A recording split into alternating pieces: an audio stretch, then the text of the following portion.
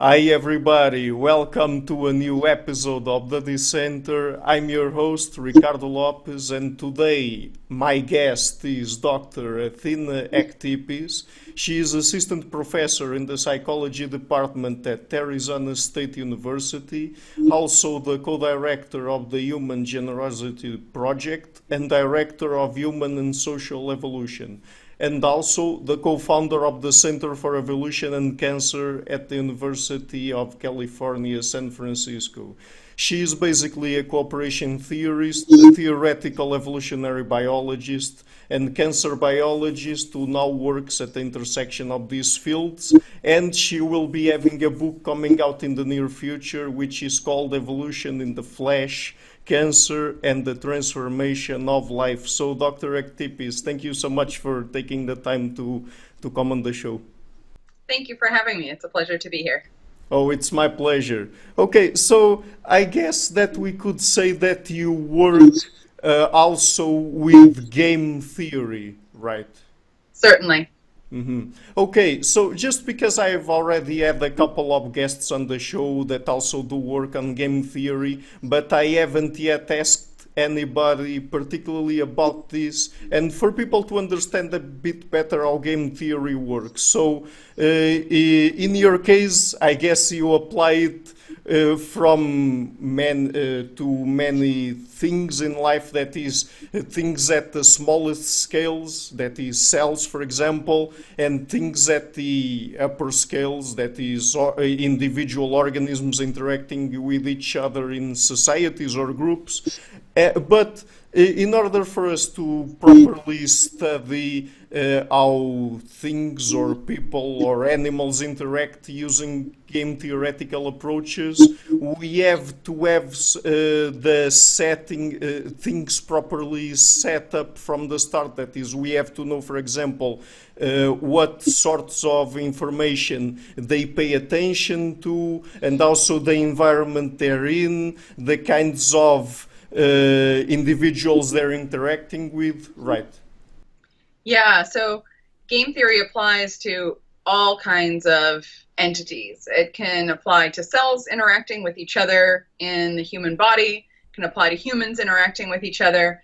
And really the essence of game theory is that the outcomes, say for me, are not just based on what I do, they're also based on what you do. And so anytime you have outcomes that are not just a result of what the actor is doing, but also a result of what some other individual is doing, then you have the potential for strategic interactions and game theory, right? Because if what happens to me is both a function of what I do and you do, then I have some incentive potentially to change your behavior. And so any game theoretic situation can become a situation where the individuals have an incentive to change each other's behavior. And that leads to all sorts of interesting downstream effects and can lead to the evolution of lots of different really interesting strategies for dealing with the fact that you don't necessarily have full control over the outcomes that happen to you. Okay, so let's try to go through some examples of how things operate at the smallest levels and also at the biggest levels, let's say. But to start off with, I would like to ask you about a very interesting phenomena that I read in some of your articles about, that is maternal-fetal conflict in the womb. Because, I mean, when people hear about this, perhaps they will freak out a bit because, oh my God, are the interests of the mother and the child that disparate that they have to have conflicts when the child is developing in the womb? So how does that work? Yeah, well, the starting point for pregnancy and internal gestation, the way that we as placental mammals have babies, it comes initially from the fact that there are a lot of aligned interests, right? The maternal body, she wants to transfer resources to the offspring wants to get those resources. So it all sort of begins from a place of aligned interests. But the interests are not entirely aligned. They can be somewhat divergent, and the place in which they're often divergent is with regard to how much resources are transferred. And so from the perspective of the maternal optimum, she would prefer, you could, I'm putting prefer in quotes because it means sort of evolutionarily prefer, to allocate those resources equally among all of her offspring, present and future offspring. From the perspective of the offspring, they are 100% related to themselves and only 50% related to their other siblings. And so the offspring itself would prefer to have a larger fraction of those resources. And so there's an imbalance, or there's a mismatch between what the mother sort of wants to give in evolutionary terms and then what the fetus or the offspring would want, which is more than that. And so that mismatch there means that there's the possibility of a sort of tug of war over resources. And we hypothesize that this might be one of the reasons why there are sort of puzzling and contradictory effects of fetal microchimerism on maternal health. Because in a lot of cases, you have aligned interests. So that, both the fetus and the mother want the mother to survive and want the baby to survive, right? So you have aligned interests there. But you also have this realm where you can have conflicting interests over the resource delivery. And so we think this might help explain why sometimes microchimerism has positive effects on maternal health and other times it has negative effects on maternal health. Mm-hmm. Yeah, very interesting. So I guess that we can say that Dr. House was not that correct when he stated in an episode that a fetus is just a parasite or something like that. Yeah, it's not just a parasite, it's partially a parasite, but okay, let's leave it at that before people start freaking out about this. So okay, so and at the level of societies, and particularly about human societies, when we talk about how people interact with each other, we usually refer to things like kin selection, reciprocal altruism, and people keeping track of how other people interact with them, and if they return the favor or if they defect and things like that. And in your studies you also talk about a very interesting thing that you sort of pit against the tit-for-tat strategy, that is the walk away strategy. So could you talk a little bit about that? Yeah, well, walk away is exactly what it sounds like. It's a strategy that leaves if its partner or its group is not cooperative enough. And I got really interested in game theory and the prisoner's dilemma when I was in college, actually. And I was reading Axelrod's The Evolution of Cooperation, and I was just like, I really want to do this. I want to make a program. I want to see if it can, how it can perform against tit-for-tat. And as you'll probably remember, in The Evolution of Cooperation, Axelrod talks about this round-robin tournament where he had all these strategies and he had them play against each other.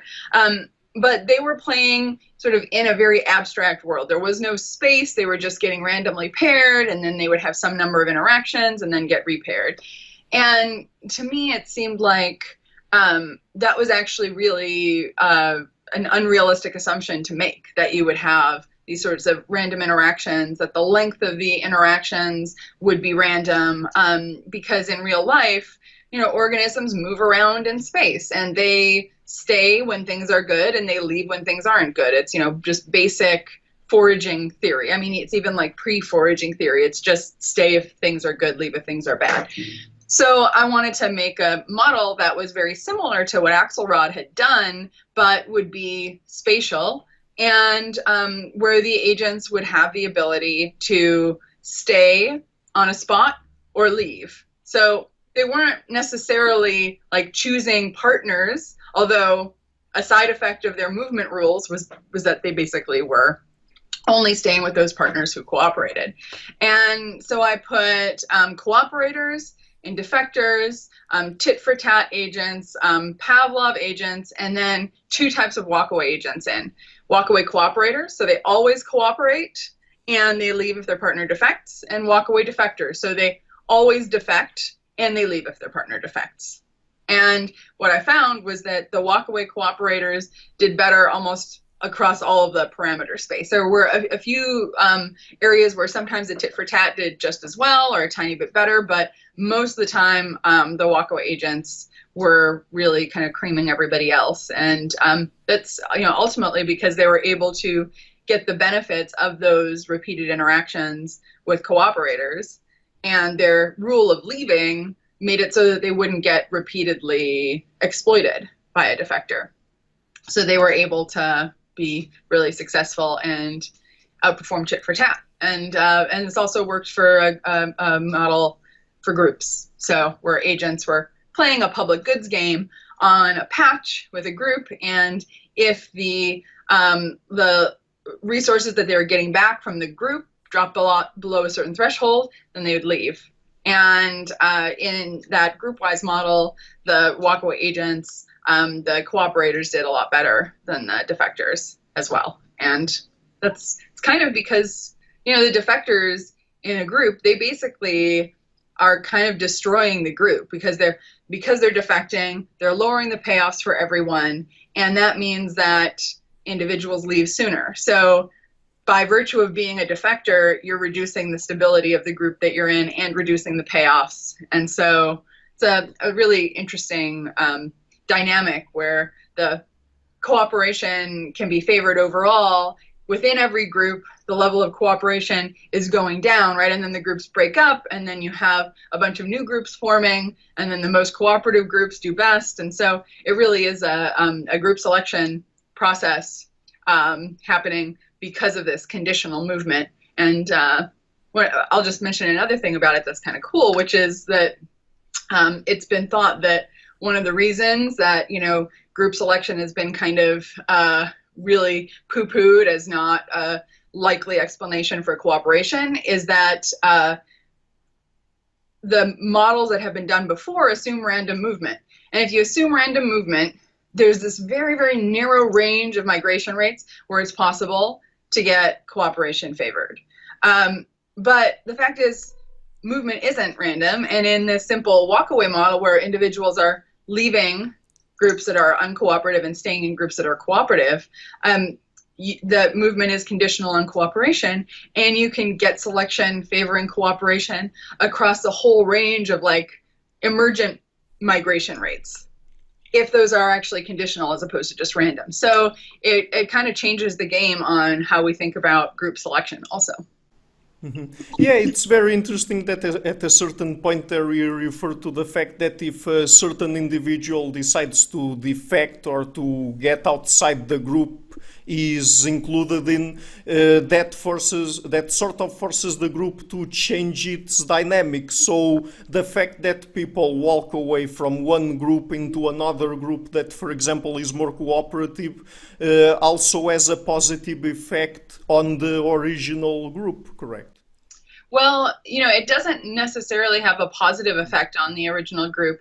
What happens is it changes the dynamics in the population at large. So you have to imagine you've got say you have 500 individuals, and then you've got, a group over here, a group over there, a group over here, a group over there. The groups that are most cooperative are going to last the longest. And the groups that have more defectors, they're going to break up, and then very often the groups just totally disperse, and you get a few groups kind of forming on the periphery. And then overall in the population, you can get selection favoring cooperators, but the groups themselves, they sort of always die. So, it's a sort of churning process where cooperation can continue to be favored, but walkaway can't actually enforce cooperation within a group or keep cooperation stable within a group. It can just do it in a meta population, sort of where you have individuals regrouping dynamically. So it's a partial solution kind of, and it's one that requires a certain population structure for it to work. Mm-hmm.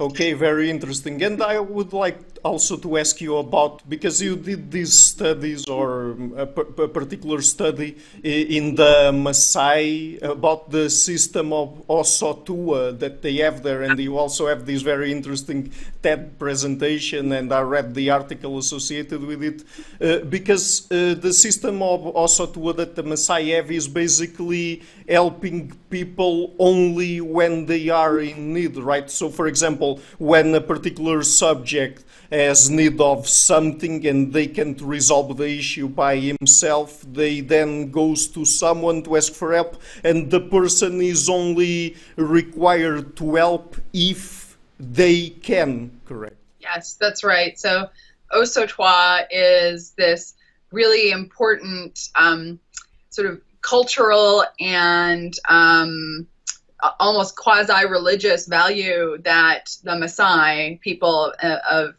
Africa have. They create these osotua relationships, and the literal translation of osotua actually umbilical cord. So it's basically, metaphorically saying, we're going to help each other based on, one being able to help and another being in need. And osotua is an example of need-based transfer rules. In the Human Generosity Project, we've seen these across lots of societies, but really the work started with the Masai and their norm of osotua. And so what happens is osotua, or the Masai have herds of cattle and other livestock that they keep, and they rely on the livestock for milk and blood and meat, so that they can survive. So their whole family's depending on these livestock. And sometimes something unfortunate will happen. There'll be a drought or a disease or theft, and they might drop below the number of cows that they need in order to sustain their families. And if that happens, then they can ask an osotua partner for help. And the osotua partner will help if they have enough to help without going below what they themselves need to support their families.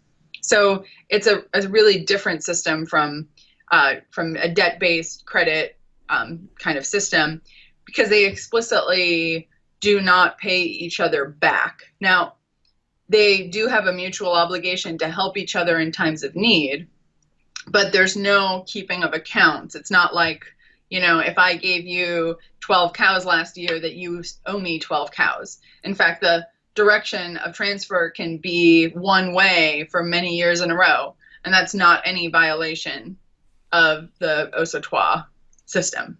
It really is based on, you have a relationship, and in that relationship you're helping based on who is in need, and that really helps to kind of act as a decentralized insurance system in a world where there are unexpected needs that can arise, like with the Masai and with many other small-scale societies around the world. Mm-hmm. Okay, and do you think that this sort of need-based helping system that the Masai have is exclusively cultural, or that it operates on the basis of some innate mechanism? And perhaps what I would like to ask you also is if you think that it's generalizable. Yeah, I think that my instinct about this is that need-based transfer systems kind of co-opt the parental care system. And you see this even in the fact that the osotua means umbilical cord, right? They're explicitly using a metaphor of a parent-offspring interaction. And, I think very often parents operate on the rule, like, if your child is in need, you help them as long as you are able, right? And sometimes even if you're not able. But that whole psychology of, the reason that you help is because of need, right? As opposed to the reason that you help is because you think they're going to pay you back. I think that psychology very likely evolved in the context of parental care and parenting, and that it may be that, over the course of human evolution, that system started to get co-opted for, maybe not just parent and offspring, but also for other relatives, or maybe also for mates, right? Because you and your mate are trying to take care of the offspring together. And then maybe for members of the group that you're really interdependent with, because if they did well, then you would also do well. And so I think it's likely that this system, kind of began for, parent, offspring, but then kind of increasingly came to be able to be generalized. And I think culture is an important part of it too, because, depending on what the ecology is, what the kinds of threats and opportunities are, you might be more or less interdependent with some people and not others. And whether whether there's a cultural system that says, oh, you can make a partnership, an osotua relationship with someone who is not related to you, who lives, 100 miles that way in a different environment where you'll have, different fluctuations. I think in order to have something like that, you do need for it to be a shared cultural idea so that everyone knows what to expect. So I think that it's all of these things kind of, and that the further you get from the sort of parent-offspring relationship, the more cultural scaffolding you might need in order to make it work and make it be stable and make people really understand how to sort of employ that psychology in that context. Mm-hmm.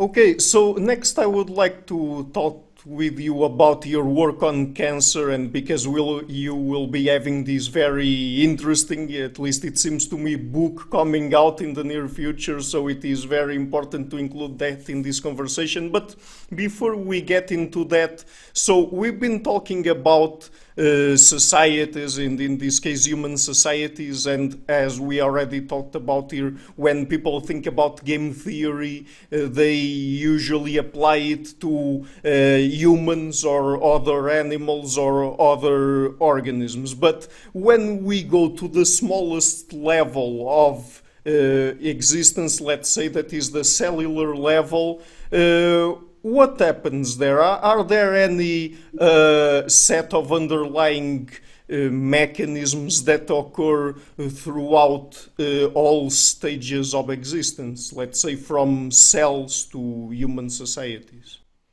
Yeah, certainly. And one example is, if you think about who we are as multicellular organisms, we're made of 30 trillion human cells. We also have about 30 trillion non-human cells, and then a bunch of other genetic material, viruses, et cetera, floating around. But first approximation, we can say, we're 30 trillion human cells from our germ line.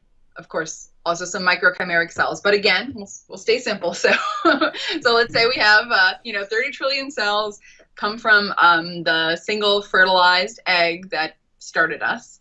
And these 30 trillion cells, over the course of development and, kind of getting us to our adult form, they have to cooperate and coordinate their behavior on a totally unprecedented scale. I mean, if you actually try to think about 30 trillion entities coordinating to do anything, it's just totally mind-blowing. But yet, every second, 30 trillion cells are making it possible for us to, have this conversation, to see the things around us, to process a huge amount of information, and do things that are kind of unbelievable, right? So for me, a lot of it begins from kind of revisiting that kind of awe and wonder at, like, wow, we are a, crazy, version of cooperation incarnate. Like, it's amazing that we can do all these things. And if we think about, well, what are the problems that happen for cooperative systems, right? As they get larger and larger, the problem of cheating becomes harder and harder to solve, because you have more individuals that could potentially be cheaters. And the more things that are going on, the harder it can be to find those cheaters and get rid of them. And so somehow our bodies have all these mechanisms in place to make sure that, during development and during, our adult lives, that we are not overtaken by cellular cheating. And if we think about what kinds of cellular cooperation are necessary for multicellularity, it includes inhibiting cell proliferation, making sure that cells that are damaged fix themselves or die, so you have some controlled cell death. You have systems for allocating resources so that all the tissues can get the resources they need. You have division of labor on a massive scale, all these different cell types doing these different things. And you also have the creation and maintenance of the extracellular environment. So all the space between our cells, like there's stuff in there that our cells have made that help us to survive and help the cells do what they need to do. So it's this, unbelievable sort of public goods game that, all of these cells are investing in. But if any of those foundations of multicellular cooperation get messed up, right, if cells start proliferating too much or using resources too much or destroying the extracellular environment, then that cooperation that really makes us who we are can be threatened. And in fact, if we look at what the hallmarks are of cancer, they map right on to breakdowns in these foundations of multicellular cooperation. You get too much cell proliferation, you get inappropriate cell survival, you get monopolizing resources, you get destruction of the extracellular environment, and you get cells doing jobs that are not the jobs they're supposed to do. They express genes they're not supposed to express, and they, sometimes you'll get cells that are sort of the wrong cell type in the wrong place because they're not, doing the jobs that they should do. So it really is, it maps right onto the breakdown of multicellular cooperation. Mm-hmm. Okay, and because you refer to the fact that basically cancer cells exploit their environment and they take much more resources than the other cells than they should, let's say, even though there's no one here to take a moralistic judgment of what their cells are doing, right? But anyway, they're exploiting their environment in their favor. So do you think that if we further studied these mechanisms about how cells interact in multicellular organisms, that could provide us with better approaches to fighting cancer? Yeah, the whole framework of thinking about cancer as a breakdown of multicellular cooperation, it leads to thinking very differently about cancer suppression mechanisms, so how cancer suppression mechanisms evolved and what they're doing. Because if you kind of take this theoretically motivated approach from cooperation theory, evolutionary biology, you realize, well, in order to have a large organism that lives for a long time, be cancer-free or mostly cancer-free to reproduction and potentially beyond, you need mechanisms for detecting and suppressing cellular cheating, and those should have a really similar structure to the kinds of cheater detection and cheater suppression mechanisms that we've already discovered in more general cooperation theory to work. So things like, mechanisms that reduce the fitness of the cheater. So, punishment is one way to reduce the fitness of a cheater. And, eliminating the cheater from the population. That's another way to make it so that the cheaters won't prosper.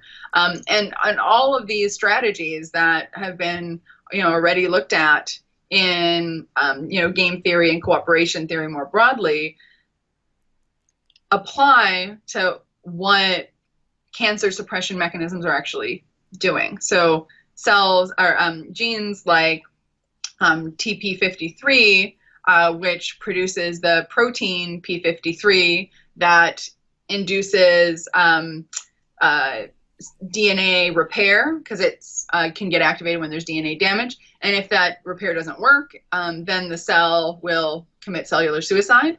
So we can think about what a gene like TP53 is doing from this cheater detection perspective. And that actually can help us to make sense of what otherwise is just a really kind of puzzling, like, well, why does TP53 have all these inputs from all these different areas of the genetic network going into it? It's kind of hard to really understand what's going on without having that theoretically motivated position of, oh, it's a cheater detection problem that's getting solved, and then it makes more sense.